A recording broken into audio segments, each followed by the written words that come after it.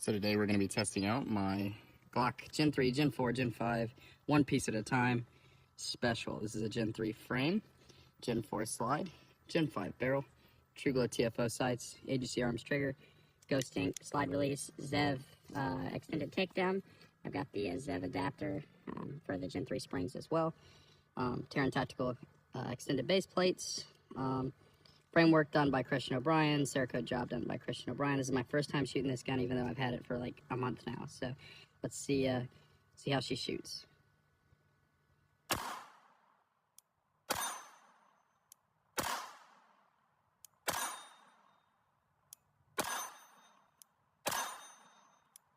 Pretty good. I love this trigger.